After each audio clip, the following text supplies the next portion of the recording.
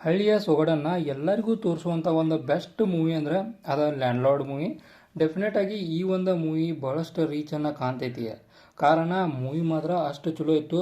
ಈಗ ನಾವು ರೀಸೆಂಟಾಗಿ ರಿಲೀಸ್ ಆದಂಥ ಮೂವಿಗೆ ಕಂಪೇರ್ ಮಾಡಿದ್ರೆ ಈ ರೀತಿಯಾದ ಮೂವಿ ಯಾವುದೂ ಕೂಡ ಇಲ್ಲ ಅಂತೇಳಿ ನನಗೆ ಪರ್ಸ್ನಲಾಗಿ ಅನಿಸ್ತು.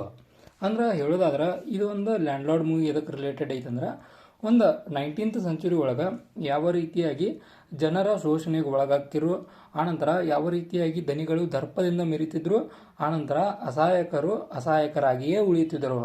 ಇದ್ರ ರಿಲೇಟೆಡ್ ಮೂವಿ ಐತಿ. ಈ ಮೂವಿಯನ್ನು ರಿಟರ್ನ್ ಮತ್ತು ಡೈರೆಕ್ಟ್ ಮಾಡಿದ್ದ ಜಗದೀಶ್ ಕೆ ಹಂಪಿ ಅವರ ಒಬ್ವಿಯಸ್ಲಿ ಬೆಸ್ಟಾಗಿ ಒಂದು ಡೈರೆಕ್ಟ್ ಮಾಡಿದ್ದಾರೆ ಅಂತ ಹೇಳ್ಬೋದು. ನಾವು ಕಾಟೇರ ನೋಡಿದಂಥ ಒಂದು ಸಿನೋಮಿನೋಗಳ ಆಲ್ಮೋಸ್ಟ್ ಅಲ್ಲ ಈ ಒಂದು ಮೂವಿ ಒಳಗೆ ಕಾಣಕ್ಕೆ ಸಿಗ್ತಾವೆ.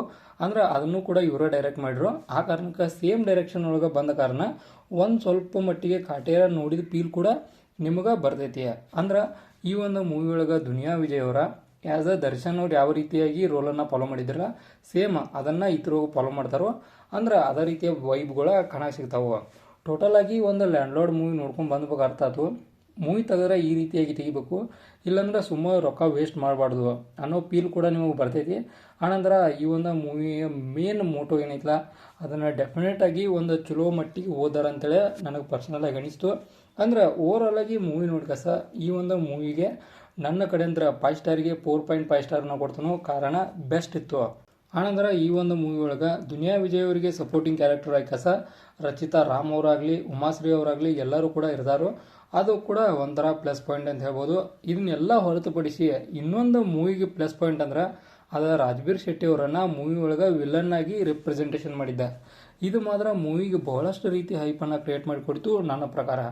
ಯಾವ ಕಾರಣಕ್ಕಂದ್ರೆ ರಾಜ್ಬೀರ್ ಶೆಟ್ಟಿ ಅವರನ್ನು ನಾವು ಯಾವುದೇ ಕ್ಯಾರೆಕ್ಟರ್ಗೂ ಕೂಡ ನೋಡ್ರೂ ಕೂಡ ಬೆಸ್ಟನ್ನು ಕೊಡ್ತಾರನ್ನಕ ಈ ಒಂದು ಮೂವಿ ಸಾಕ್ಷಿ. ಅಂದರೆ ಆ್ಯಸ್ ಅ ಹೀರೋ ಆಗಿಯೂ ಅವರು ಬೆಸ್ಟ್, ಆ್ಯಸ್ ಅ ವಿಲ್ಲನ್ ಆಗಿಯೂ ಒಂದು ಬೆಸ್ಟನ್ನು. ಆನಂತರ ನಾವು ಬೇರೆ ಲ್ಯಾಂಗ್ವೇಜನ್ನು ಈ ಒಂದು ಮೂವಿ ನೋಡ್ತೀವಿ. ಆ ಲ್ಯಾಂಗ್ವೇಜ, ಆ ಬಾಡಿ ಲ್ಯಾಂಗ್ವೇಜ, ಆ ಕಾಸ್ಟ್ಯೂಮ ಎಲ್ಲ ಕೂಡ ಮೂವಿಗೆ ಒಂದು ಹೈಪನ್ನು ಕ್ರಿಯೇಟ್ ಮಾಡಿ ಮೂವಿಯನ್ನು ಎಲ್ಲಿಂದನೋ ಎಲ್ಲಿಗೋ ಒಯ್ಯುವಂಥ ಕೆಪಾಸಿಟಿಯನ್ನು ಹೊಂದಿದವು. ಓವರಾಲ್ ಆಗಿ ಈ ಒಂದು ಮೂವಿ ಭಾಳಷ್ಟು ಗ್ರಿಪ್ ಇರುವಂಥ ಸ್ಟೋರಿ ಲೈನನ್ನು ಹೊಂದೈತಿ. ನೆಗೆಟಿವ್ ಪಾಯಿಂಟ್ ಅಂತ ಯಾವ ಮೂವಿ ಒಳಗಿಲ್ಲ, ಬಟ್ ಪಾಸಿಟಿವ್ ಪಾಯಿಂಟ್ಗಳು ತುಂಬಿದಾವೆ ಅಂತ ಹೇಳ್ಬೋದು.